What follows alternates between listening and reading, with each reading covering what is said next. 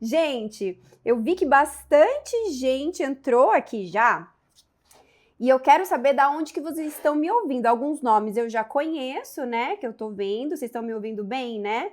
Olha a skin da Marília. Uau! Você viu, Mayara? Eu tive que passar uma base hoje, sabe? Porque ia ter câmeras e tudo mais.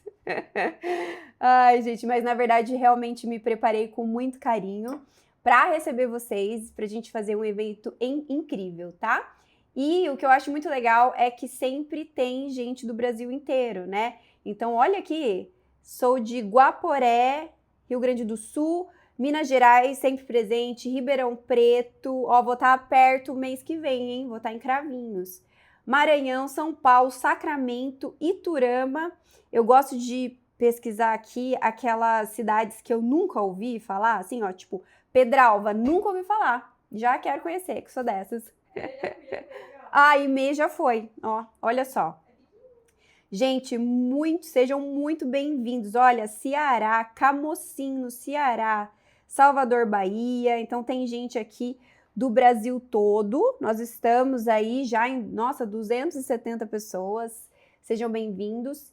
E é a primeira vez que vocês estão comigo em workshop ou não? Já participam? Já estão ali no encontro? Conta pra mim, quem que é a primeira vez aqui, que tá me conhecendo em aula pela primeira vez?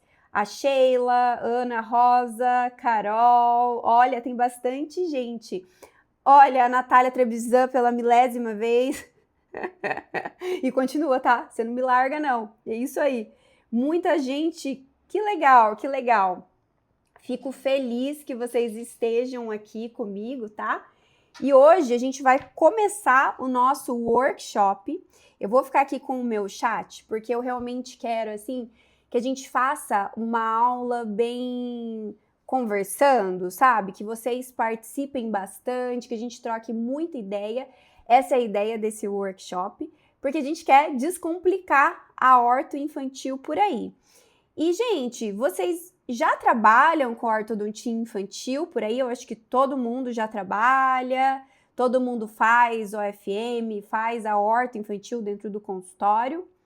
Ótimo, a maioria, acredito, né? Eu que a maioria já trabalha, estão buscando por mais atualização, né? Bom, eu vou compartilhar aqui minha tela para vocês, porque ó, eu nem precisava falar isso, porque agora a gente está no estúdio, né? Mas eu acostumo a falar isso. Porque hoje é a nossa primeira aula e lembrando que teremos mais duas, tá? É importante que vocês fiquem até o final. Primeiro, porque o conteúdo faz parte, né? Eu fiz um cronograma para a gente ter um raciocínio lógico da coisa, de como fazer a horta infantil virar o jogo aí dentro do consultório, como aconteceu aqui comigo. Então, essa sequência faz muito sentido. Convido vocês a participarem nesses 3 dias. Obviamente, a gente sempre tem presentes para quem participa com a gente, né? E o primeiro dia, eu escolhi falar sobre a famosa OFM aplicada à ortodontia atual. Então, o que a gente vai tratar, o que a gente não vai tratar e por quê, né? Eu percebo, assim, eu estava até conversando com uma professora, ela foi minha orientadora no mestrado e no doutorado, e hoje ela está trabalhando nos Estados Unidos, ela está trabalhando lá como pesquisadora, e por sinal, ontem a gente começou a conversar sobre isso, ela falou, Marília, aí no Brasil é muito diferente daqui dos Estados Unidos, e a gente não consegue entender por quê. Então a intenção é situar a OFM dentro da ortodontia infantil. Já, assim, adianto que elas são amigas, tá? Elas são amigas, fiquem calmos, porque uma complementa a outra e eu realmente acredito nisso, mas eu acredito que já tem muita coisa, assim, que tá ficando um pouquinho, olha, isso aqui tá um pouquinho ultrapassado já. Já tem outras coisas que a gente tem que levar em consideração e é isso que eu quero trazer nesses dias, né? Agora, uma pergunta, vou pegar aqui o meu chat, que eu quero saber se alguém aqui ainda encaminha a criança para outro colega, tá? Eu pergunto isso, gente, com muita, realmente, humildade mesmo, porque eu era a pessoa que, quando eu fiz a especialização, por mais, assim, que eu eu gostasse de atender criança, eu viesse de uma especialização que era totalmente expansionista, eu tinha um pouco de receio de trabalhar com criança. Principalmente porque no começo eu trabalhava em clínica popular. Então, quando vinha uma criança as primeiras vezes, olha, Agatha, que legal, Agatha, eu ficava assim, nossa, será que eu pego? Será que eu não pego? Como que eu resolvo esse caso? Então, a intenção é que isso não ocorra mais, tá? E por quê? Primeiro, a gente tem aí uma oportunidade de mercado muito grande. Vocês estão percebendo, né, até nos congressos, como que mudou a fala nesses anos. Antigamente, quando você entrava num congresso, e isso assim, não faz muito tempo, tá? Eu fiz o meu mestrado em 2016, que foi quando eu comecei a ir em mais congressos. E você não via a horta infantil na grade, você não via.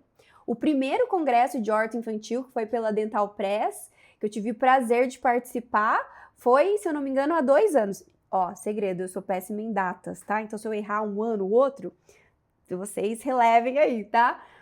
Então, assim, desses anos pra cá, de pouco tempo pra cá, a ortodontia infantil começou a chamar mais a atenção. Tanto nos congressos, então a busca, né, por mais atualização sobre o assunto, tanto nos cursos, quanto dentro dos nossos consultórios, obviamente. Tudo isso tem uma explicação, né? Então, se a gente joga no Google hoje, nós conseguimos facilmente encontrar matérias que trazem essa perspectiva do tratamento ortodôntico infantil que antes não existia, né?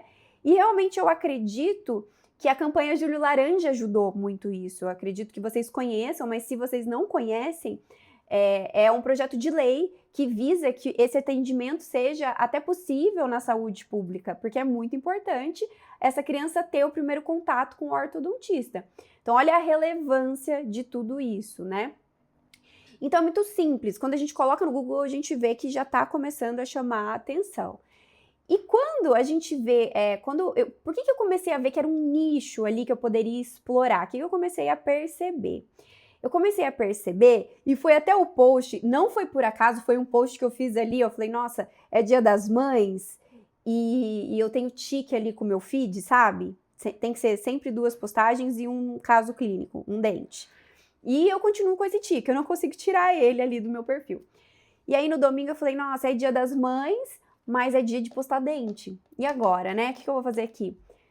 E aí eu fiquei pensando, né, o que eu podia trazer ali de copywriting, né, de storytelling, que a gente chama, contando uma história. E eu falei, eu vou trazer a frase que eu mais escuto ali.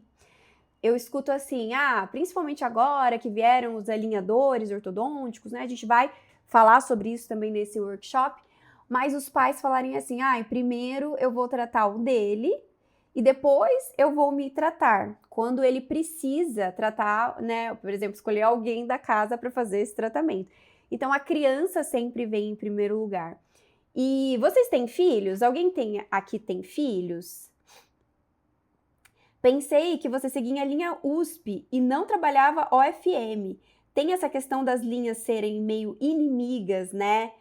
Eu acho que isso a gente que criou, a gente vai discutir sobre tudo isso. Tá? Eu acho que uma vai complementar a outra, vocês vão entender. Só que a gente precisa, pensar como fazer esse planejamento, tá? Muitas mamães aqui, apenas 3 filhos, adorei. Então, eu acredito, né, que principalmente para vocês que são mães, vocês talvez consigam saber ainda melhor do que eu como que acontece essa escolha de prioridade e muitas mães acabam priorizando os filhos. Eu comecei a ver isso na prática, tá? E, gente, não são todos os ortodontistas que estão tratando as nossas crianças. Logo, e vocês aqui já são diferenciados, porque quando a gente conversou, muita gente, não, eu já trato. Mas dependendo da aula, ou do público que eu tô falando, muita gente não faz. Fala, eu faço ortodontia, mas eu não trato crianças. Então, é algo ainda, assim, que dá para ser explorado, porque não é divulgado em nichos, né? Que é o que eu falo para os meus alunos. Bom, mas quem que sou eu? Eu sou a Marília Araújo Eu moro aqui em Londrina, minha vida toda acadêmica e também profissional foi nessa cidade. E eu falo assim que eu tive que cortar alguns caminhos para realmente conseguir ser a referência aqui em horta infantil da minha cidade. Só que ao mesmo tempo foi uma coisa natural, sabe? Quando eu percebi esse jogo de tipo, pô, os pais aqui, eles, quando eu passo o orçamento, digamos assim, para eles, então assim, por um tempo, eu queria tratar muito com alinhadores ali, quando deu o boom, 2018, para ser bem exata. E aí eu passava um orçamento para um adulto, e aí eu sempre tinha uma história assim, olha, mas fulano tá fazendo ali com o vizinho, e é tanto. Ou se não, achei muito caro, não vou fazer. Eu percebia isso, uma jogada ali, como tem muita procura e muita gente fazendo alinhador, tinha umas jogadas assim, mas ali cobra menos, e é o pacote tal, dentistas que até divulgavam os pacotes, sabe? Que eu ficava, putz, como que a gente vai perder a qualidade para chegar no orçamento que o paciente quer? Não dá, né? E ao mesmo tempo, como eu comecei a trabalhar com crianças logo no começo do meu consultório, eu percebia que ao passar um orçamento para os pais era tipo, ok, tudo bem, é tranquilo. E aí eu comecei a ver que era mais simples quando eu tinha uma boa comunicação com eles, de oferecer e uma oportunidade de negócio, tá? Nessa época do consultório, eu já estava ali no mestrado, e no meu mestrado que eu falo que eu aprendi na raça ali, porque eu trabalhei com muitas crianças ao mesmo tempo, fazendo um trabalho de expansão rápida da maxila, tá? Foi ali que eu realmente me aprofundei. Então, antes da gente entrar nesse papo de OFM ou não, ortodontia infantil ou não, todas as referências, né, que eu trago hoje aqui nessa aula são baseadas, obviamente, na ciência. E isso veio pela naturalidade ali de estar dentro da faculdade, ter aprendido isso e seguir algumas linhas de ensino que fazem sentido para mim, tá? Aprendi muito no meu mestrado e no meu doutorado nessa questão das crianças e as coisas foram acontecendo naturalmente até que percebi, eu já fazia muita rede social, percebi que eu tinha ali uma oportunidade do que a gente chama de nicho. Talvez seja a primeira vez que você escute essa palavra, talvez você já tenha visualizado, e você já... Alguém tem nicho? Vocês têm nicho bem definido aí na clínica de vocês? Coloca aqui no chat, sim.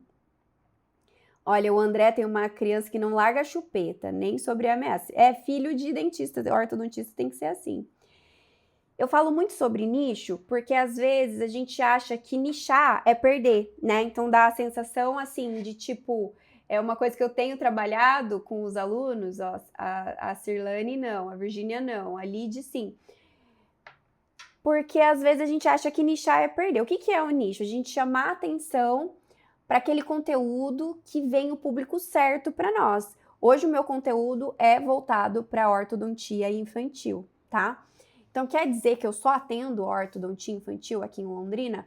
Obviamente que não. Mas se eu pego os meus colegas, e obviamente isso também foi muito bem pesquisado quando eu fui nichar, eu tenho muitos colegas na rede social que fazem alinhadores ortodônticos, que é a maior parte aqui em Londrina, né? Dos meus colegas da mesma área.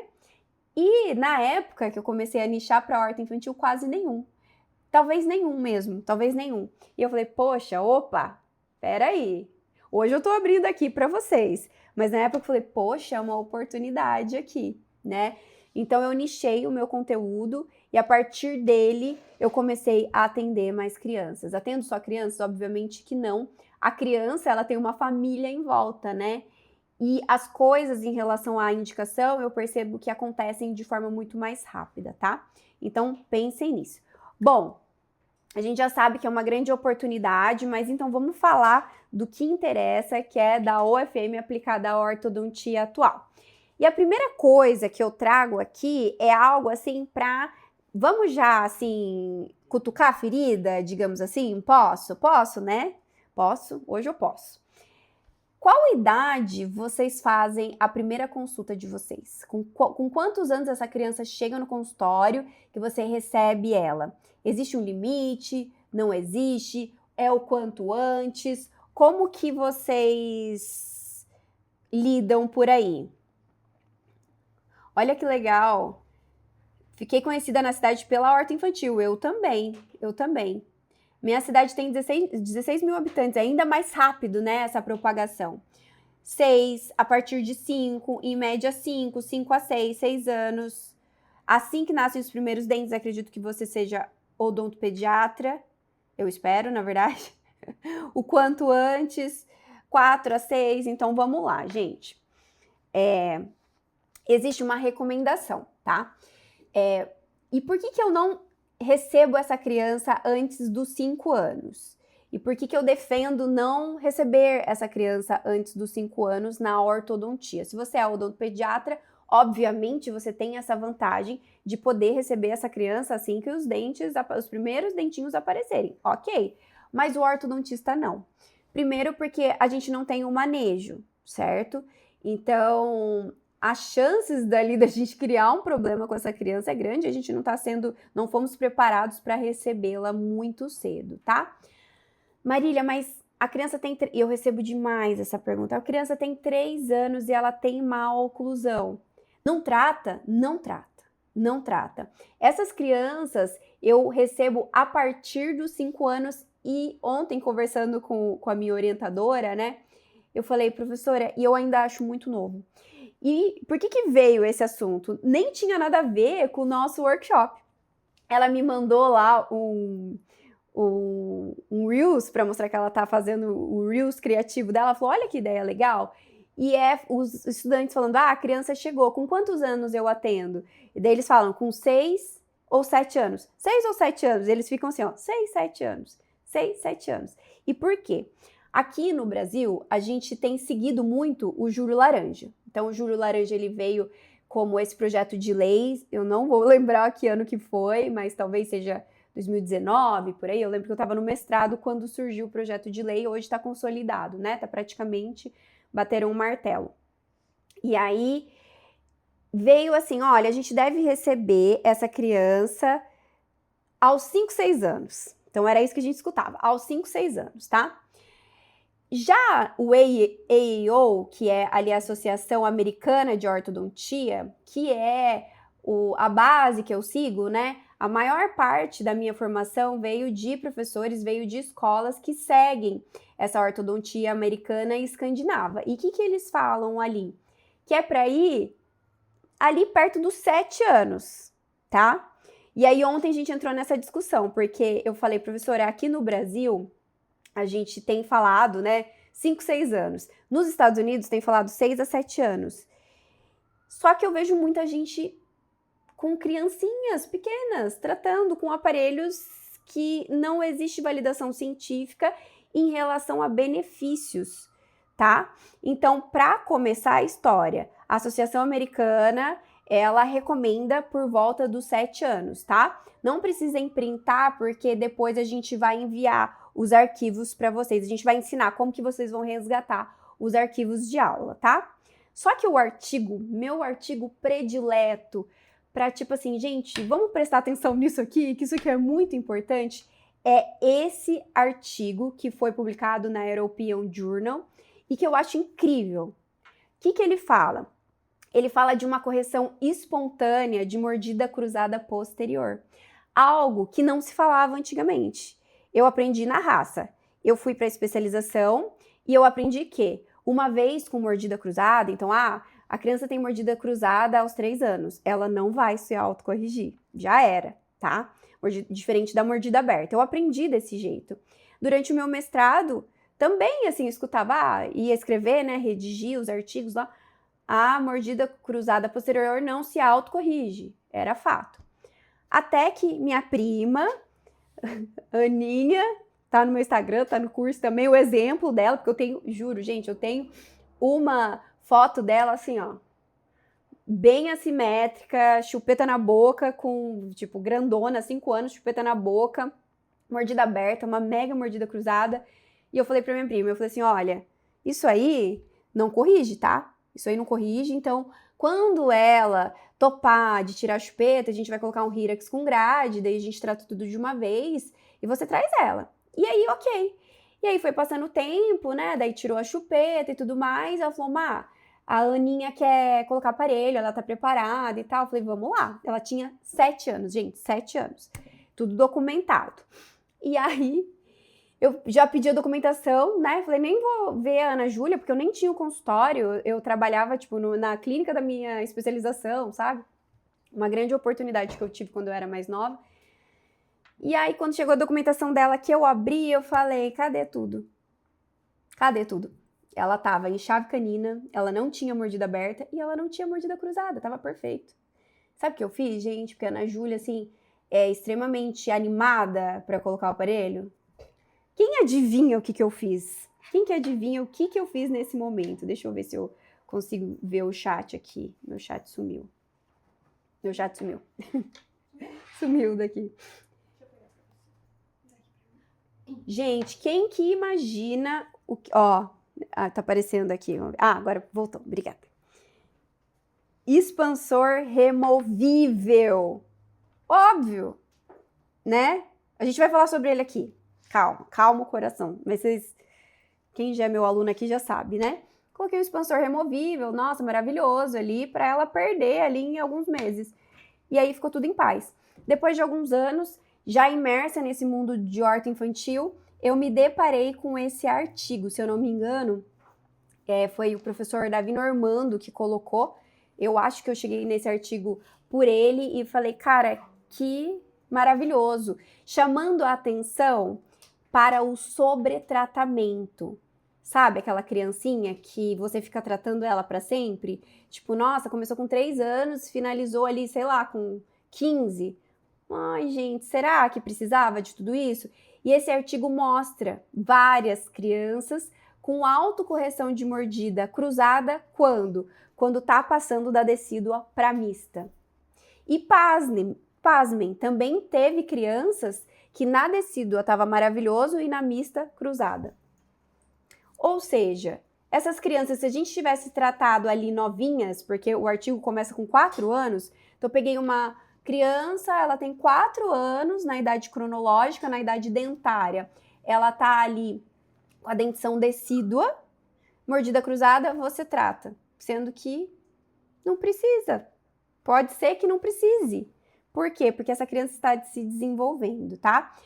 Então, a gente chama atenção para isso porque antes dos 5 anos acontecem muitas modificações, a criança está crescendo e a criança também tem a parte psicológica que a gente tem que levar em consideração.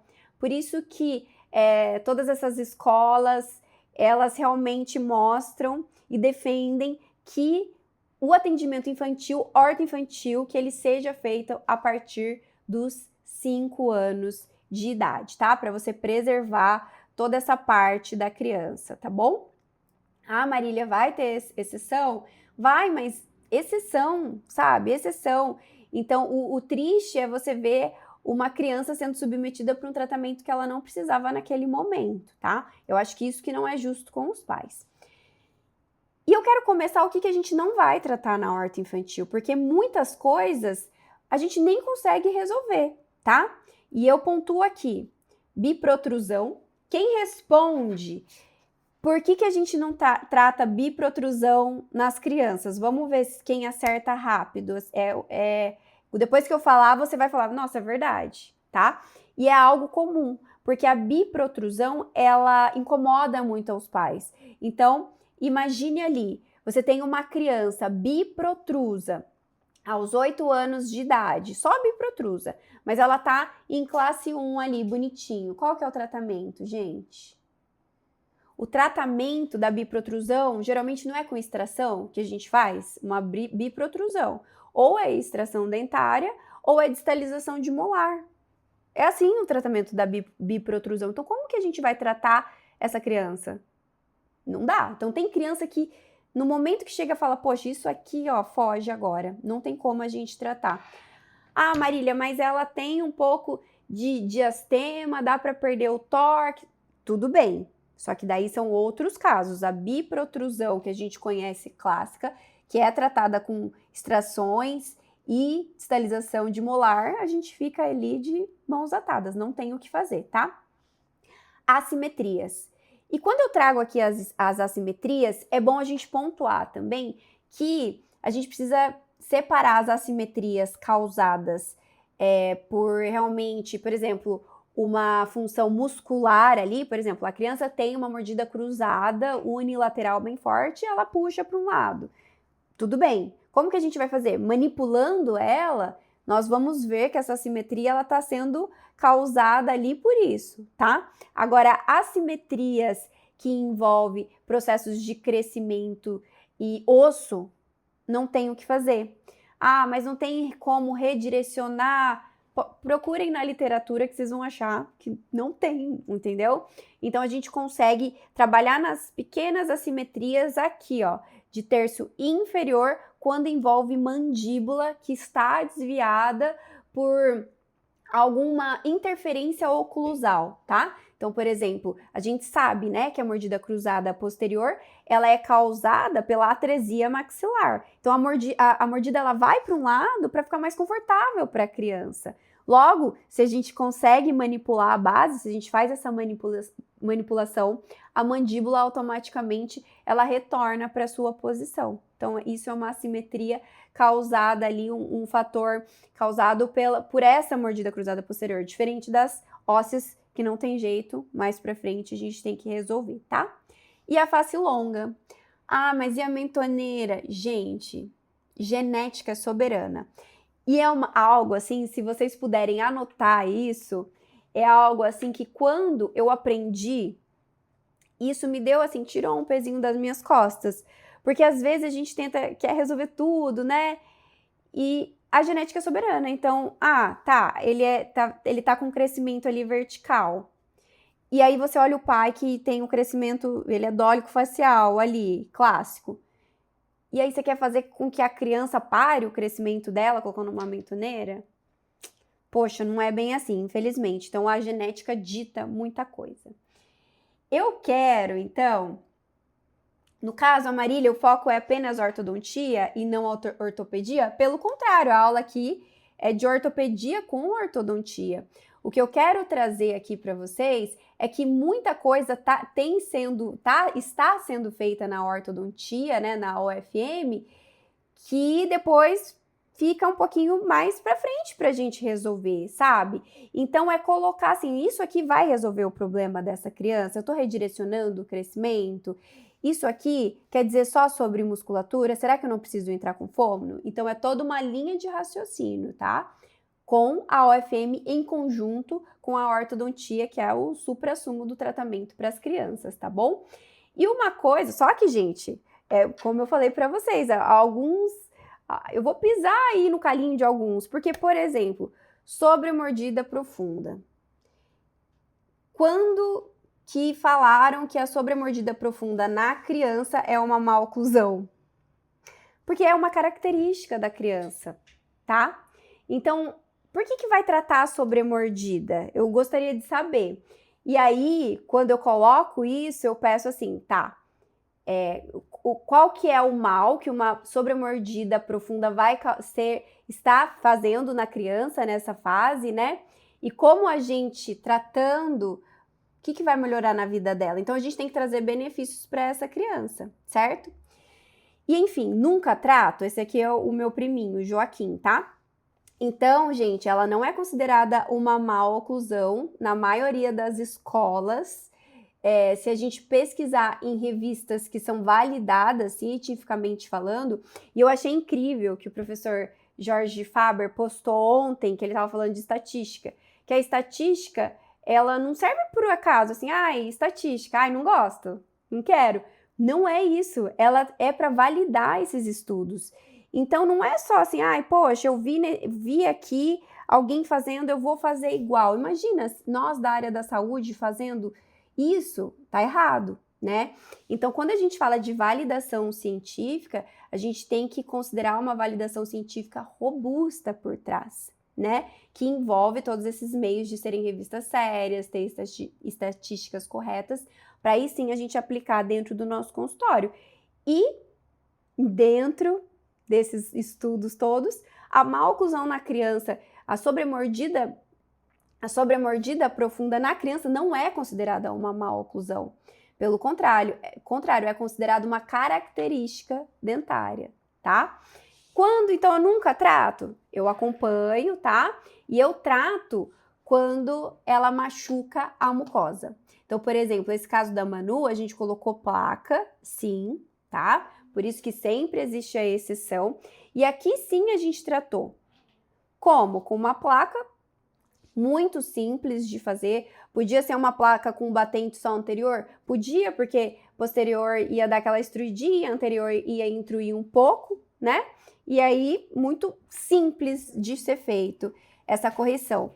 O problema é como que nós iremos manter essa mordida profunda. Porque a gente sabe, né, que no adulto, por exemplo, quem é ortodontista, quando a gente trata a mordida profunda, que é para criança, que é quando o adulto tem a mordida profunda e a gente trata, qual que é a nossa dificuldade? Manter ela ali, né? Porque ela é altamente recidivante, tá? Mas não é nem por isso. A criança machucou a mucosa, vamos tratar com o OFM tranquilamente, é muito tranquilo de ser feito, é uma placa de levante, vai fazer a proteção dentária. Aqui no caso da Manu, não só isso, mas ela tinha alguns desgastes. Então, quando tem desgastes dentários, eu também sou adepta à placa, né? Facetas de desgaste, que a gente chama, certo? Mas tratar é errado porque a gente chama de enxugar gelo, tá? E o que acontece? Quando a gente faz a troca dentária, nós temos ali uma mudança da dimensão vertical. Então, a tendência natural de uma criança em crescimento é que essa mordida profunda, ela melhore naturalmente. Ou seja, se é algo que já é uma característica, porque se ela tem uma mordida profunda, vamos considerar aí de alguns milímetros, não vai fazer mal para ela. Vocês sabem que não vai fazer mal para ela. Só que com o tempo a gente sabe que essa criança vai desenvolver, outros dentes vão chegar, o que vai acontecer, gente? Vai melhorar. Podem acompanhar. Muitos melhoram. Então acaba que enxuga gelo, tá? Considere isso. Por isso que a gente fala que às vezes o não tratar também é um tratamento. Aqui no caso do Joaquim, meu priminho, totalmente em chave. Ele tinha ali uma boa arcada, eu nem pedi documentação para ele. Os espaços ali disponíveis, tudo correndo muito bem. Por que eu vou colocar uma placa nessa criança? É desnecessário, sabe? Então, gente, o não tratamento, em muitos casos, se faz necessário também, tá? A gente tem que pensar nisso, tá? E não quer dizer que eu sou contra a UFM, não é isso. Eu acho que a gente tem que utilizar ela de maneira inteligente, certo? Bom, vamos começar com o caso clínico, então? Vamos já começar a discussão aqui.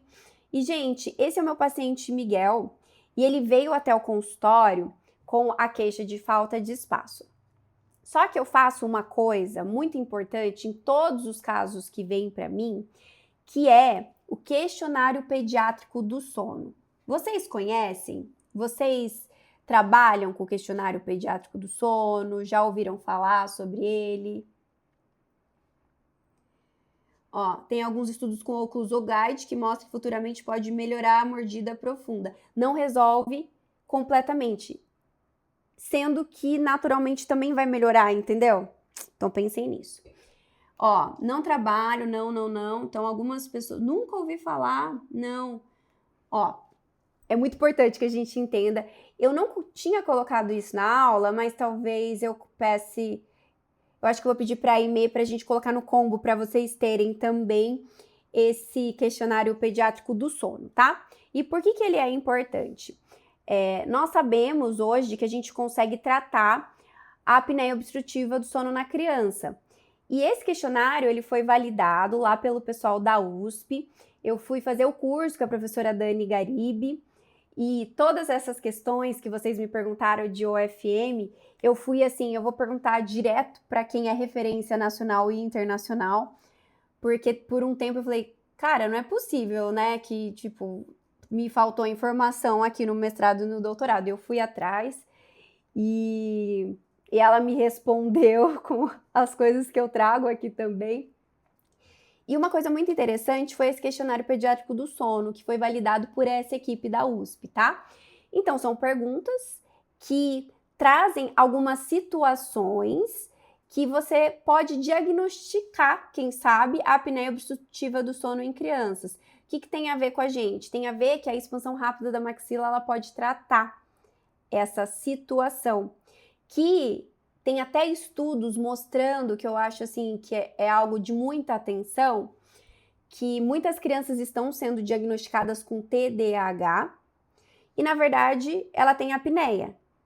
E é facilmente explicado, porque essa criança não dorme bem. Então, todo o ciclo de apneia que ela tem, que não vou conseguir explicar na aula de hoje, vai fugir um pouquinho, qualquer coisa a gente abre esse assunto em outro momento, ela não dorme bem. E ela apresenta esses sintomas durante o dia. E aí, quando ela vai fazer a avaliação com outros profissionais que não fazem essa avaliação do sono, ela é diagnosticada com TDAH. Por quê? Porque ela não acompanha, ela não escuta, ela fica agitada. E a criança que não dorme, geralmente ela não fica apática, ela geralmente fica mais ativa ainda. Por isso essa confusão, sabe? Tem um livro incrível que chama Por que Nós Dormimos, que trazem essas questões, tá? E isso tem sido chamada a atenção aqui para odontologia e principalmente para ortodontia. Aplicando o questionário aqui no Miguel, a primeira coisa que eu via nele era uma expressão cansada, muito olheira, e a mãe me relatou, olha, ele fez já cirurgia, adenoide e amígdala, se eu não me engano, mas o Miguel tem roncado muito. E é uma das perguntas, criança roncar não é normal, tá, gente? E era uma das perguntas, eu falei, olha, tudo indica que o Miguel tem apneia obstrutiva do sono. Então, independente já da condição bucal dele, né, da oclusão, de falta de espaço ou não, se o Miguel fosse um paciente de oclusão ideal, mesmo assim já seria justificável a gente tratar com expansão rápida da maxila, tá? Enfim, a situação bucal também era justificável, né? Então, logo a gente vê ali que não tem espaço para o Miguel. Ele tinha ali até um certo... Estava sendo extraído ali o lateral descido dele por falta de espaço, né? A gente vê que estava bem apertadinho. E aí, as vias aéreas estavam ok. Depois eu vou ensinar essas análises que eu faço nas outras aulas para vocês apresentarem para os pais e também facilitar o planejamento de vocês, tá? Mas eu sempre faço análise de WITS e também a POAF para eu saber para onde eu vou levar o meu incisivo central, que é um parâmetro muito importante. E além da falta de espaço, a gente também tinha ectopias de pré-molares, tá? Logo, um diagnóstico fácil aqui, que a gente sabe que ele precisa de espaço, certo? Então, as fotos dizem, a panorâmica confirma, né? E qual que foi o aparelho escolhido para o Miguel? Foi um expansor fixo, tá? Então, vamos lá? Vamos começar a falar de expansor fixo? Por que eu coloco expansor fixo na criança e não expansor removível? E, gente, o que hoje a gente tem de similaridade, né, um com o outro? Expansor removível com os disjuntores. Nós temos efeito, obviamente, no arco dentário, os dois, e uma estabilidade a longo prazo. Então, o que a gente conseguir com o disjuntor, ele vai permanecer ali de resultado, e com o removível também. Isso, a literatura mostra que eles são semelhantes, tá? Só que eu quero que vocês pensem nas diferenças antes de começar a escolher os expansores. Amanhã a gente vai falar restritamente sobre tipos de aparelhos, todas essas nomenclaturas. Vou trazer o Bionator para vocês, para trazer o AFM, enfim. Mas hoje eu quero que vocês pensem aqui na expansão, para a gente começar a pensar na escolha dos nossos aparelhos, tá? Então, se a gente pega a expansão rápida, nós temos efeitos ortopédicos que são significantes, tá? Isso aqui é comprovado pela literatura. Então, obviamente, vai depender da ativação que a gente fizer, mas uma ativação considerável, né? Que nós fazemos 14 dias, 2 vezes ao dia, dá mais ou menos 7 milímetros de abertura de parafuso. a gente sabe que a gente perde em torque e dissipação de força. Então, logo a gente vai ter 4,9 milímetros de efeito ortopédico no expansor fixo, ativando 14 dias 2 vezes ao dia, tá? Na expansão lenta, não tem para onde fugir, porque a expansão lenta, o próprio nome já diz, é lento, e a gente vai conseguir, no máximo, quando a gente ativar super, porque ela dissipa muito, gente, ela dissipa demais, 2 milímetros. Então, isso aí é legal de vocês escreverem, tá? Por quê? Porque existe essa diferença. Se bem que eu tenho essa postagem em resumo, eu mando no grupo para vocês depois. Me cobrem depois ali no Instagram, que eu mando, aí me manda para vocês, tá? Aí a gente pega a média de tratamento. Então, com a expansão rápida, a gente tem ali um tempo de 6 meses. A fase ativa a gente sabe que vai ocorrer ali nesses 14 dias, né? Depois disso, é mais a fase de estabilização. Então, a gente tem de 6 a 8 meses, vamos colocar aí, dependendo de como você faz a sua logística. O meu, eu falo para o paciente, 6 a 8 meses, mas o resultado ali, se eu tenho uma mordida cruzada posterior, essa criança não vai ter que ficar ali lembrando de usar o aparelho o tempo todo durante 1 ano. Não, 14 dias está resolvida a mordida cruzada dela. Então, eu começo a pensar em relação à eficiência, tá? Já a expansão lenta, a gente precisa ali de uns 12 meses, vamos colocar, que é o que a literatura coloca para a gente ter esses 2 milímetros no arco, que talvez tem que considerar se vai fazer muita diferença, né? Colaboração do paciente. E o que tem acontecido, né? Esses dias eu estava conversando com uma aluna da mentoria, foi a última aluna que eu dei mentoria, e ela trouxe alguns casos só para a gente lapidar ali o que ela tinha aprendido. E ela falou, Marília, eu não fazia disjuntor, sou ortodontista, atendo crianças, faço orto infantil, mas eu tinha assim, eu tinha dó da criança, eu não queria fazer banda na criança, então eu ficava enrolando, né, eu colocava ali um expansor móvel e tal, mas eu comecei a me incomodar. Por quê? Porque em muitos casos eu não via muito resultado, eu ficava, olha, tá melhorando um pouquinho. Isso aí, gente, palavras da aluna, se ela estiver aqui e falar até assim, se puder falar que é ela, né, não sei se ela tá, tem muita gente aqui. E aí eu falei, cara, é isso, sabe? É isso porque às vezes a gente não tem a habilidade de fazer, nem a segurança de colocar um expansor fixo, que realmente envolve banda, né? Aqui no caso do Miguel, não sei se vocês viram como estava a erupção do primeiro molar, mas eu coloquei em descido. É toda uma outra condição e é todo um outro manejo do que você colocar uma placa que é muito mais tranquila para você. Entendeu? Porque depois em casa, gente, a criança vai perder esse aparelho. Vocês sabem disso, né?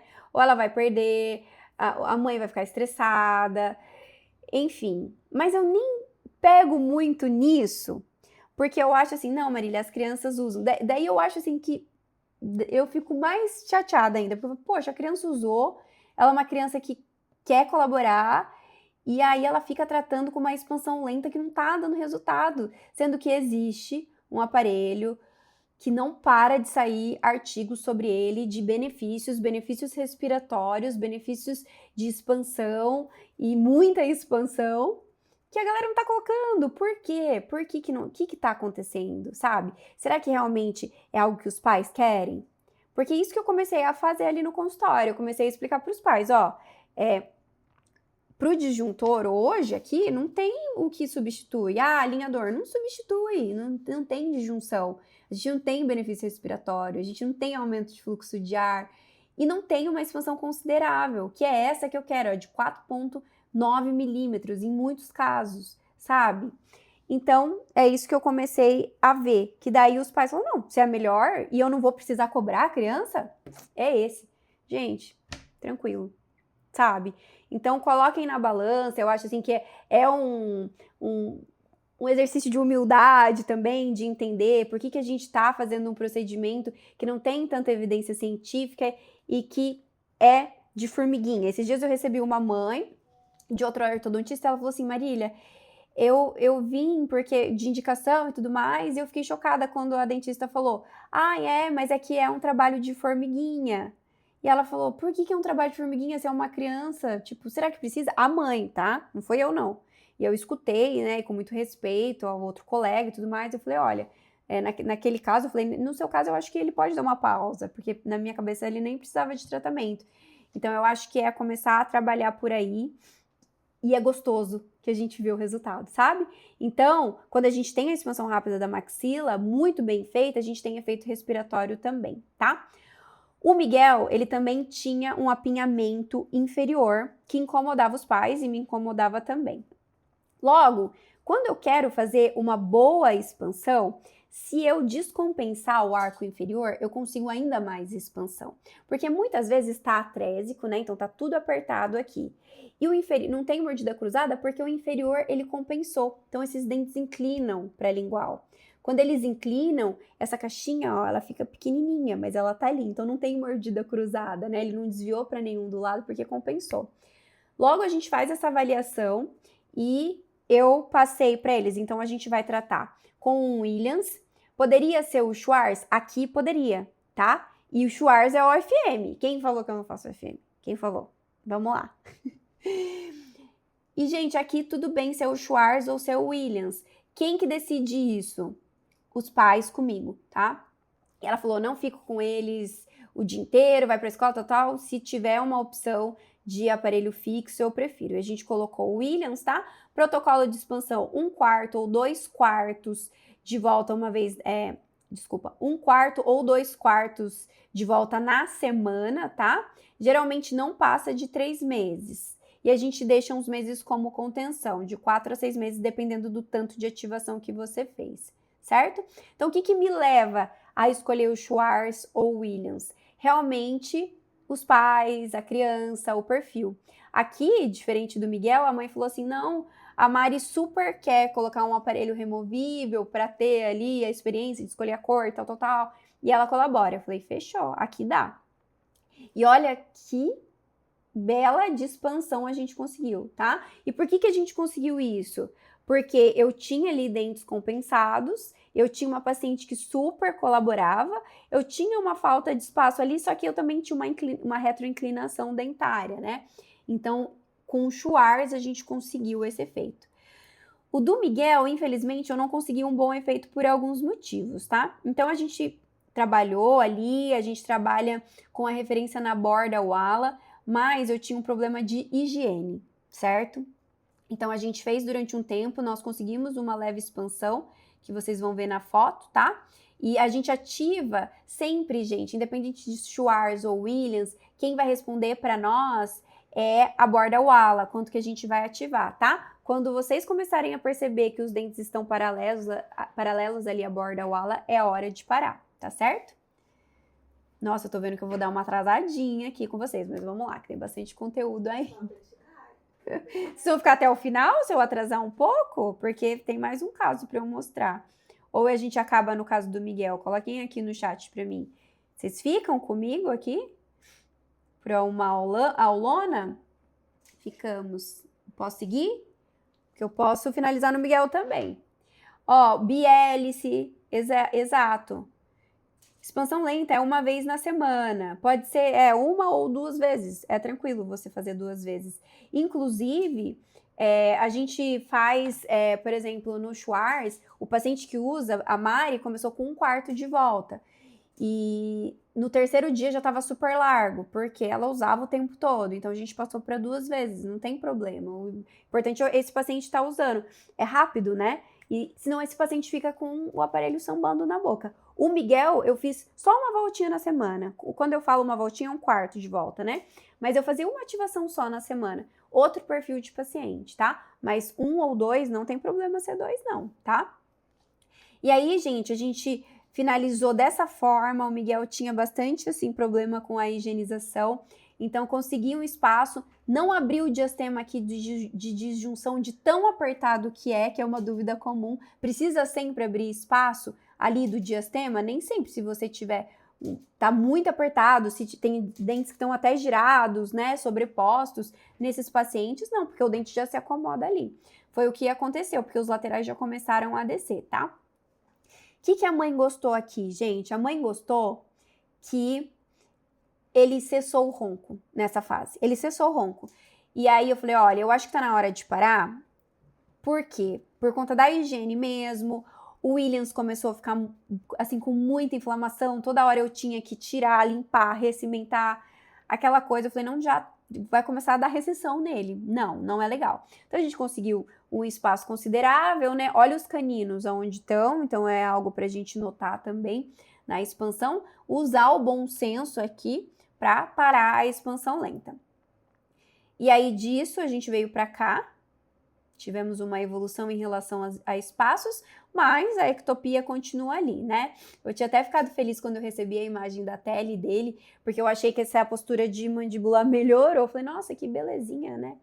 Mas quando eu medi foi somente... A gente tem a questão do sapato apertado, que eu sempre falo nas aulas, né? Que às vezes a gente... O que a gente aprendeu? Que às vezes a gente expande, a mandíbula ela fica livre. Quem sabe ela assuma uma nova postura. E eu não falei da classe 2 dele, né? É papo pra amanhã, tá? E aí, gente, o Miguel voltou pra mim, porque a mãe falou assim, ela ficou 1 ano, ela falou, olha, o Miguel voltou a roncar e eu gostaria, e acontece muito isso, dos pais perceberem a melhora e depois de um tempo voltar um pouquinho, eles voltarem pra você com a questão do ronco, trazendo a questão do ronco, mas ela trazia a questão do apinhamento inferior, porque eles iam embora, sabe? Vou embora do Brasil, não quero tratar em outro lugar, eu queria que você vê o que precisa fazer agora, que a gente quer tratar a segunda fase, antes da gente ir. E, gente, nós podemos fazer 2 expansões. Então, olha aqui, eu expandi uma vez, bem expandido. E depois eu fui para a segunda expansão. Imaginem só quanto tempo que eu não ia ficar com o expansor móvel aqui. Coitado, ele ia embora lá para a França com o expansor móvel e não ia conseguir esse espaço que a gente precisava, nem ter essas melhoras de respiração, né? E aí ele tinha esse overjet criado pela compensação dentária também. Só que nesse momento, adianta eu colocar agora, será um expansor removível, sendo que esse apinhamento, ele tá ali também com uma certa compensação dos incisivos? Então, quando eu olho essa imagem, claramente eu vejo que ele precisa de uma vestibularização dentária, tá? Eu já vi que com mola, eu vou colocar um Williams com mola ali, nem pensar. Schwarz, a mãe falou, não vai usar. Então, qual que foi a opção? 4x2. Ai, Marília, mas você colou ali os tubos em dentes descidos. O tubo é apenas, ele só tá servindo para mim como ancoragem. Não faz mal. Quando a gente coloca um Schwarz, um Williams, qualquer aparelho ortopédico que seja, que você faz uma leve expansão, você está fazendo uma força no dente, descido, né? Então, a lógica é a mesma. E aqui que eu quero que vocês comecem a pegar, que a orto e a OFM não estão separadas, elas estão juntas. Quando a gente consegue unir o melhor das duas, a gente consegue fazer o melhor para o paciente, tá? Então, ele ia embora. Eu falei, vamos expandir de novo o superior. E aí, agora sim, ó, espaço. Então, agora sim a gente tem diastema. E no arco inferior, 4x2. A gente tinha ali 3 meses para tratar, porque eles já estavam indo embora. Colagem passiva, muito importante fazer a colagem passiva para a gente não ter problema ali com germe de canino e raiz de lateral. E esse foi o resultado que a gente conseguiu. E por mais que, eu acho que até se ele não fosse embora, ia ser esse resultado mesmo, porque a higiene era um pouquinho difícil ali, tá? Então aqui eu uni as duas. Ó, diastema fechado, o espaço ali, os laterais entraram, se acomodaram um pouquinho melhor, tá? E se eu continuasse esse paciente agora, aí sim a gente ia começar, porque a gente tem que tratar primeiro o sagital, né? E aí sim a gente ia começar a tratar a classe 2 ou não. Vou deixar essa pulguinha aí atrás da orelha, ou não. Talvez eu não trataria agora, tá? E a gente vai respondendo por quê nesse workshop, certo? Então a mãe foi embora feliz. Eu fiz o que pude aqui em relação à eficiência, entregar a eficiência para ele, para o que ele precisava, né? E os pais hoje em dia estão bem preocupados com a estética das crianças. Bastante inflamação dentária, né? Ali era meio complicada a relação da higiene. Depois, antes de ir embora, ele fez uma limpeza, tá? E ele foi embora, agora ele tá morando em outro país. Mas de vez em quando eu mando uma mensagenzinha, porque eu sou dessa, sigo na rede social os pais, sim. E eles também seguem e a gente conversa. E aí, pessoal, uma coisa que eu sempre falo é que a gente não tem a receita de bolo para nada nessa ortopedia, nessa OFM. Na área da saúde, a gente não tem receita de bolo.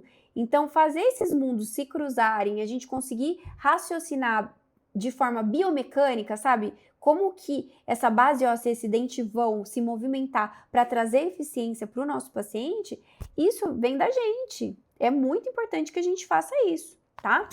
E aí eu trouxe, em contrapartida, um tratamento muito parecido do Bernardo. O Bernardo, ele veio para mim e a queixa era... Na verdade, os pais não tinham queixa, eu trouxe a irmã e ele.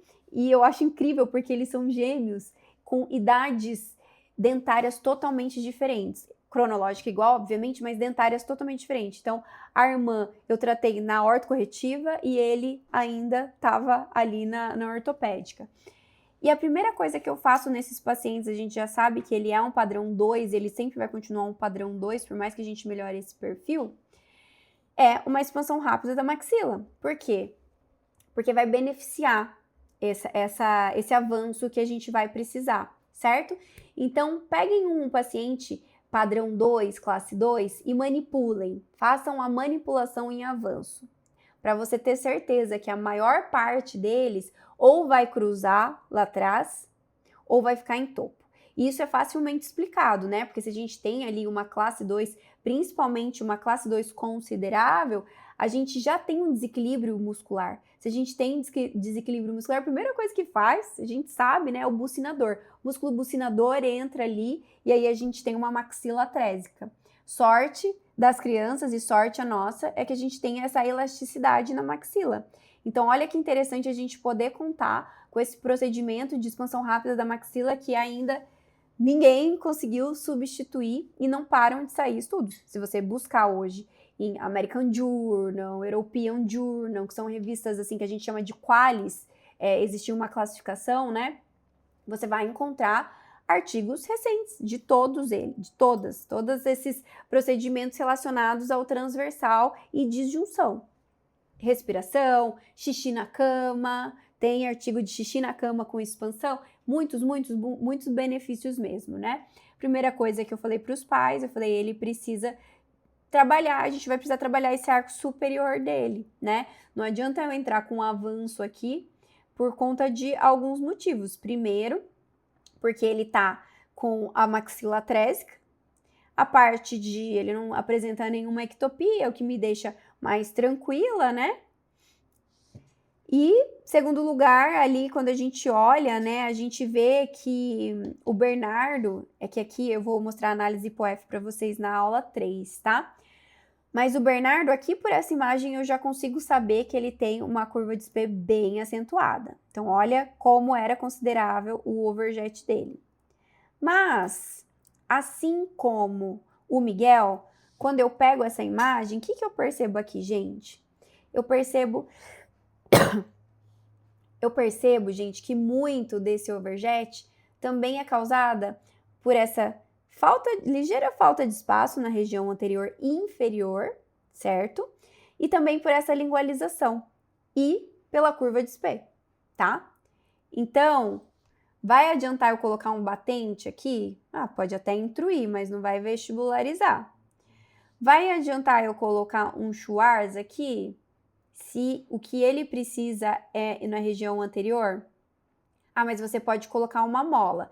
Tá, eu vou ter uma intrusão com uma mola ali relativa muito pequena, né? Então, a curva de Spey não resolve meu problema também, certo? Ah, eu não posso avançar com o Bionator nesse momento e já ir trabalhando? Pode, mas ele, quando eu consigo colocar ele em relação de 1, ele fica em topo. Então, ele tem uma atresia, eu tenho que tratar o arco superior primeiro. E aí, a gente vai criando um raciocínio na sua cabeça, aí, na minha cabeça, né, no caso. Por que o Bionator não, nesse momento? Porque quando eu pego a panorâmica dele, eu sei que ele está longe do pico de crescimento. E aí, para eu corrigir essa curva de SP, pensando no benefício do meu Bionator, porque ele faz isso, tá longe. Então, vai dar interferência, sabe? Logo, o que vai me sobrar aqui pro arco inferior? Quem acerta? E o Bionator com o expansor, mas não é um disjuntor, né? E daí a gente entra naquela de, tipo, fazer uma expansãozinha dentro alveolar, que depois pode ser até que se perca um pouquinho, que não vai fazer cosquinha. PLA seria uma excelente opção e foi a minha segunda opção, Camila. Perfeito, excelente. PLA, não sei se vocês conhecem, aparelho funcional dos maxilares que eu adoro, tá? E aí eu ofereci a PLA para ele. Só que a PLA tem aquele volume. E a mãe falou, olha, o B, ele se importa um pouquinho com a estética. Ele já é, apesar de ser pequenininho, o B, ele já tem 10 anos. E aí eu falei, poxa, vai se incomodar ali. Ninguém chuta? O que eu fiz? Colagem de bracket mais sub... Você já viu, né, Bruna? Você já viu esse caso, né? Você já viu esse caso. Aí, gente, nós fizemos a expansão do B, ó, diastema, que coisa mais linda. Isso aqui, essa imagem pra mim, vale tudo, né? Então, mas a Pips também não ia me trazer o que eu preciso aqui nesse momento, sabe? E também não existe validação científica. Então, assim, quando a gente pega estudos a longo prazo, não tem. E aí eu vou no que tem validação e que eu sei que eu tô falando algo pro meu paciente de tipo, isso aqui vai dar certo. E é a mágica da horta infantil. Eu acho que esse é o diferencial. Porque quando você vai para orto fixa, para corretiva, não é muito difícil. Muitos casos são muito difíceis. Vocês entregam todos os casos maravilhosamente bem. Falar, nossa, esse caso aqui, ó, vai ser classe 1 no final, maravilhoso. É muito mais difícil que a horta infantil. A horta infantil, nós temos a vantagem de dar certeza para o paciente. Eu consigo corrigir isso. E aí, com a Pips, eu já não consigo. Entendeu? Então, eu vou para aparelhos que me trazem eficiência. Porque é isso que hoje o meu público busca. Eu escuto, olha, os pais, eu usei aparelho por 10 anos. Só que daí, quando você vai pegar o histórico, não é que ele usou o aparelho durante 10 anos. Foi essa questão de, por muito tempo eu usei 5 anos, daí eu perdi, daí tal, entendeu? E eu já recebo pacientes com essas PIPs hoje, que vieram de outros ortodontistas. Então, eu não vou fazer a mesma coisa que estão fazendo e que os pacientes estão vindo falando, a gente não está conseguindo ver resultado, entendeu? Então, eu prefiro trabalhar com aparelhos que me trazem essa eficiência e que eu mostro o resultado. Ó, tá aqui, tá fotografado, tá documentado, tô mostrando aqui para vocês, mostro para os pais. Tá? Então, essa é a diferença. Camila, eu perdi o que você escreveu, que eu vi que você colocou má, tá? Aí, o que eu fiz aqui, gente? Vamos para bracket. Falei, olha, o que nós podemos fazer? Ou a PLA ou bracket. Eu ofereci essas duas opções. E eu acho legal a gente sempre estar com os pais. Tratar a criança, tratar a família toda. Então, a gente precisa entender até o momento, sabe? Quando eu falo, gente, de idade, na aula ali do horto infantil, eu começo com o módulo de comunicação. Eu gosto de falar sobre comunicação porque eu acho que quando eu aprendi essa parte, isso me aliviou de vários problemas com os pais, né? Nunca tive problema sério, mas de tipo assim, entenderem errado. Tive em clínica popular, que eu falava, meu Deus, eu expliquei isso, mas a culpa era minha, tá? E eu percebo que isso, obviamente, foi evoluindo e a gente consegue evoluir com o tempo, mas uma coisa que eu aprendi foi, a gente às vezes recebe uma criança muito pequenininha e eu brinco que às vezes a gente se acha o alecrim dourado. Então a criança tá lá e daí ela é classe 3, padrão 3, né? E você faz todo o diagnóstico e daí você fala para os pais assim, não, vou usar outro exemplo. Vou usar a mordida cruzada posterior mesmo, porque a classe 3 depois vocês vão ficar me batendo aqui no chat. Vou usar a mordida cruzada. Então, ela tá ali, mordida cruzada, né? Mordida aberta. E aí, os pais chegam e você começa a conversar com os pais. E você tem que entender como que essa criança vive ali, né? Todo mundo. E aí, eles estão de mudança, o outro filho acabou de nascer, o cachorro tá doente, tá uma bagunça. E daí, a gente chega e fala, precisa tratar agora o seu filho. Nossa, mas é urgente? Nossa, é muito urgente, porque se você não tratar agora... Entendeu? Então, assim, eu aprendi, eu acho que com o tempo, a ter uma questão de humanidade também quando eu falo sobre a idade de tratamento dos pacientes. E muitos quando os pais perguntam, é urgente? Eu sou muito sincera e falar, Não é urgente. Não é urgente, porque eu sei, como eu entendo todo o crescimento e toda a evolução, eu sei tudo que vai acontecer ali. Então, olha, não, tudo bem você trazer, ele tá com 5 anos, tudo bem você trazer com 7, a gente vai ter o mesmo efeito, sem problemas nenhum. Tá incomodando a criança? Tá sofrendo bullying? Não. Não se importa? Não. Sua casa tá um caos? Tá. Vamos respeitar o caos, entendeu? Então, é trazer esse lado de humanidade. E pasmem, tá? Isso aqui, ali no meu consultório, eu tenho muita indicação dos próprios pais. E hoje eu comentei com uma paciente minha, né? Eu falei, nossa, a paciente que mais me indica pacientes pediátricos de orto infantil é fulana, que ela conhecia. Eu falei, sério, eu não sabia que você tratava os filhos dela. Eu falei, eu não trato. Ela chegou aqui, ela tinha passado por uma consulta, a filhinha com 4 anos, ela veio desesperada, e quando ela passou por mim, eu falei, olha, nossa, de coração, eu não vejo necessidade.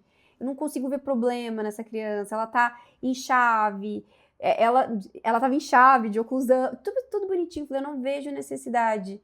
Pedi a documentação para ver se eu encontrava alguma coisa. Não tem justificativa para tratar agora. E essa paciente é a paciente, que não foi a minha paciente, é a paciente que mais me indica aqui em Londrina, mais indica para os pais. De tanto sobretratamento que está acontecendo, entendeu? Então, tomem cuidado com isso. Eu falo para os alunos, tomem cuidado, porque às vezes o paciente chega e você fica, meu Deus, será que eu preciso tratar agora? Será que não? Será que eu não vou perder? E não vai, porque aí você explica que é um acompanhamento. E aí essa paciente, todo ano ela volta. Por enquanto ela não precisa de aparelho, sabe? E continua me encaminhando pacientes, direto. E ela manda em grupos, às vezes chega em 3, assim, na semana. Eu falo, nossa, incrível, um público legal, sabe? Não vou nem divulgar nomes, porque é aqui em Londrina, né? Então, às vezes deve ter aluno aqui de Londrina, sabe? Então, isso aí foi algo que eu aprendi, assim, ali estudando, né? Que eu falei, cara, realmente, se não precisa tratar, vamos seguir. A criança precisa brincar. E eu falo, se ela não precisar tratar, é urgente? Aqui não é urgente, isso aqui é. Daí a gente tem que saber o momento ideal. Saber o momento ideal de indicar e acertar esse aparelho que vai trazer eficiência, que é mostrar o resultado para o seu paciente, ali no tempo que tem que mostrar. Gente, isso aí é o pulo do gato na nossa profissão, se o nosso foco é a horta infantil, tá? E aí, gente, coloquei no Bernardo, que todo mundo pergunta, por que você colocou esses tubos, né? E, na verdade, eu vi numa aula No Encontro, o Augusto, que não foi ideia minha, não. O Augusto que mostrou algum caso, porque ele faz muito autoligado e tal, e daí ele coloca esses tubos para dar firmeza ali no arco e também para expandir. Eu vou mostrar por que acontece essa expansão, tá? E aí, aqui no caso do Bernardo, eu falei, nossa, aqui entra muito bem. Os tubinhos ali normal, alguém me perguntou, né? Prescrição do tubo, eu tive... Então, geralmente, esses brackets aqui, eu colo muito, de forma muito... Os tubos, eu colo de forma passiva ali, sabe? Para evitar movimentos. Realmente, eu não percebo um movimento de extrusão, não, tá? E eu não passo pro fio retangular, obviamente. Em horta infantil, a gente não faz isso. A gente finaliza em fio redondo. Então, colagem passiva ali nos incisivos. Você pode... Quando é no arco superior, a gente inverte bracket, aqui no inferior não precisa, só precisa tomar cuidado para a gente pensar, né, na angulação desses dentes, para não ter angulação. E esses tubos eu colei para fazer um caminho ali. Então, se vocês perceberem, a força, ó, de intrusão tá ativa ali, né? Além de... esse, tá? O gancho para tração. O caso é esse Kiriwan, da Ideological, que é o que eu utilizo. Gente, a prescrição do infantil, aqui, ó, tá MBT, mas eu tenho alguns HOTS ali na gaveta também. Não faz diferença para mim, porque eu não vou mexer muito nem em angulação nem inclinação. Não é a intenção do 4x2 fazer isso. Então, a prescrição aqui, para mim, eu só preciso entender para mudar um bracket ou outro, mas eu quero deixar o mais passivo possível. Então, se fosse um Edgewise, seria até melhor, tá? Mas eu utilizo o MBT ou o ROT aqui. O gancho para tração, para dente incluso, ó. E olha que legal, olha essa foto. Desculpa a qualidade da foto, né? Mas eu falei, cara, eles estavam com pressa. Eu falei, não vou nem pegar a câmera, eu vou fazer com o celular mesmo, para mostrar Como que ele vai fazer essa vestibularização? Então, vocês viram na primeira foto que ele tá ali com o vetor de intrusão, mas olha a vestibularização que eu vou conseguir aqui. Por quê, gente? Porque o canino, ó, ele tá mais vestibularizado. Então, ele tá funcionando como se fosse uma molinha ali para mim. Olha que bonito. O efeito colateral dessa mecânica aqui me trouxe o tratamento que eu precisava, tá? Olha que incrível, em poucos meses. Em poucos meses, tá? O que a gente ia fazer? A única coisa aqui, que talvez eu faria hoje, eu não colei no primeiro molar. Talvez eu colaria, né? Porque daí ele teria vindo junto um pouquinho também. Porque teve um movimento ali de expansão dentária, né? Que é pequena, é o que a gente conseguiria ali com um Schwarz, talvez nem tanto, né? Mas a gente teve sim. Por quê? O arco-nitinol, ele traz isso para nós, né? E aí a curva de SP melhorando super. Olha que bonitinho. Se eu não me engano, foram 4 meses só, 4 consultas. E aí, as fotos finais, antes dele remover, tá? Mostrei a melhora para os pais. E, nossa, Marília, mas você não vai avançar? Vou avançar. A gente vai fazer esse avanço. Só que eu vou pegar o pico de crescimento dele, tá? Ah, mas não tem overjet. Tem, aqui o Brecht engana, ainda tem overjet, o tanto que eu preciso ali. E depois a gente vai fazer essa análise de WITS, que é muito importante também, porque em alguns casos que você precisa avançar, antes você tem que descompensar superior. Então não adianta nada você entrar com Bionator se é uma classe 2-2, você não vai conseguir fazer. Por isso que eu falo OFM com ortodontia, que vira orto-infantil. Quando eu falo orto-infantil, gente, é todo mundo junto. É o que for melhor para o nosso paciente. Além do que, expansão rápida da maxila nada mais é que uma ortopedia muito bem feita, né? Com muito resultado, né? E aí pedi a documentação final e agora a gente está esperando o pico de crescimento dele para iniciar o avanço dentário, tá? Mas é um assunto para a próxima aula. Só para finalizar aqui, gente, é muito difícil eu colocar contenção nesses pacientes pediátricos, mas às vezes eu coloco. E no B foi um exemplo, tá? Eu coloquei porque eu fiz muita descompensação. Então, esses dentes estavam contraídos, né? Eles estavam apertados ali, lingualizados. Eu fiz essa expansão, eu fiz essa intrusão e também, e a gente sabe que se a gente fez uma intrusão, é difícil a gente manter ali. E aí, pra ele, eu pedi pra ele, por enquanto, dormir. Eu falei, dorme com essa placa aqui, inferior, tá? Superior não, porque a expansão rápida da maxila, quando você remove no tempo certo, ela é muito estável. Eu amo, que daí você nem precisa colocar nada.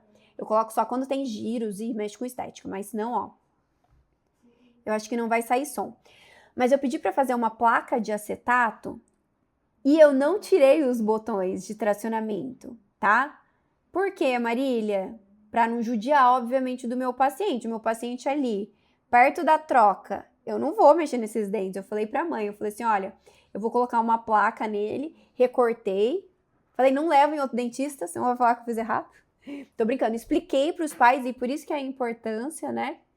Eu falei, olha, essa placa é só para ele dormir, para manter os incisivos, tá? Mas eu não vou mexer nos decíduos não, porque senão vai... Começou a ter aquela mobilidade ali. E ele usa para dormir. E usa super bem, tá? E depois a gente vai falar nos outros dias sobre o avanço, tá?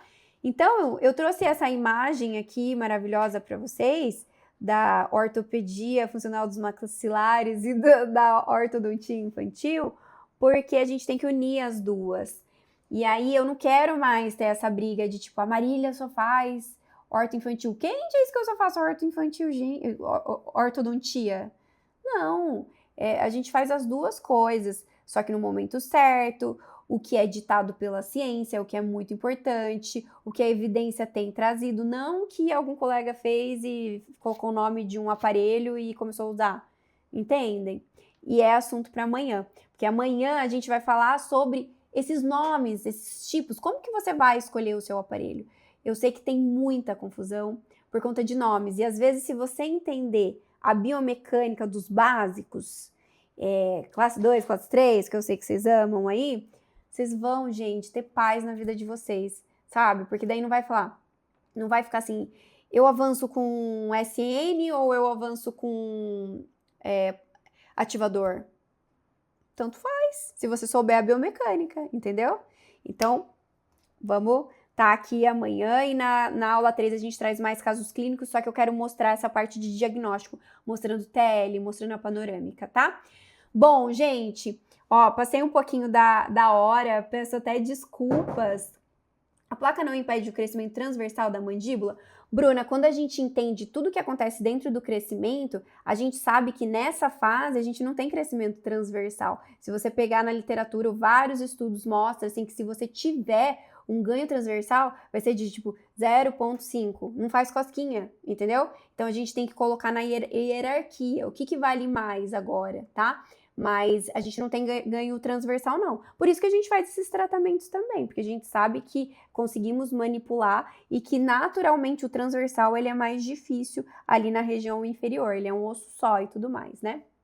E, gente, aqui tem algumas alunas, né, que a gente traz, que eu fico muito feliz, e eu vi que muitas delas estão aqui no chat. Eu já usei o Palatal Expander, eu já usei, sim. Já foi assunto de outros workshops, tá? A gente vai conversando por aqui. Eu já usei tudo, tá? E para o pessoal que quer entrar na lista de espera, a gente já tá fazendo um grupo para a próxima turma, tá? Então, inclusive dentro do curso eu coloquei aula de Palatal Expander e inclusive na quinta-feira eu vou atender o paciente de Palatal Expander, mas ele não tá mais com Palatal Expander. E aí Mê tá aqui escondida ali, mas ela vai comigo porque ela quer gravar. Ela falou: "Eu quero uma criança para gravar você atendendo". Falei: "Putz, tem que ser assim, filho de amigo, né? Como que a gente vai sair gravando a criançada e tudo?". E aí eu chamei o Vini, tá? Então quem é do orto infantil vai lembrar dele, que ele é do Palatal Expander. O Vini volta na quinta. Quem sabe eu consiga colocar alguma coisa. Mas quem já quiser ir adiantando, entrem aqui no grupo, tá? Ó, o que a gente vai fazer? Esse artigo que eu citei, que eu gostaria muito que vocês lessem, que é muito legal, da correção espontânea, pra gente entender que às vezes vale a pena esperar mais um pouquinho, e também essa recomendação da AAO, eu vou mandar para vocês, tá? Só que a gente vai liberar como um pacotinho. Aí a gente já vai colocar hoje o questionário. A Aimee já colocou o questionário pediátrico do sono para vocês, tá? O post só que a gente vai fazer 5 minutinhos após finalizar. Ó, seguinte, como a gente tá aqui preparadas, a Aimee fez umas fotos aqui, aí vocês vão comentar na foto que a gente vai postar daqui 5 minutos. Com o feedback da aula de hoje, que aí no direct vocês já conseguem. Uma mão lava a outra, né, gente? Vale a pena, né? Daí vocês conseguem resgatar esses arquivos, tá? Desculpa passar do horário. Amanhã, colocou onde? Vai estar numa foto, a gente vai postar uma foto agora no Instagram da aula. Você vai fazer um comentário com feedback, tá? E eu não sou inimiga da UFM. E aí vocês vão já receber no direct. Já tá tudo. A Aimee já tá ali no cantinho programando tudo, tá bom? E a gente se vê amanhã. Muito obrigada. Entrou muita gente. Fiquei muito feliz. Eu não consegui acompanhar as mensagens, mas a gente continua nesses 3 dias. Eu tenho certeza que vocês vão sair daqui, gente, com muita bagagem técnica, clínica, que eu fiz com muito carinho, tá? Espero vocês amanhã. Beijão, pessoal. Até mais. Obrigada, obrigada.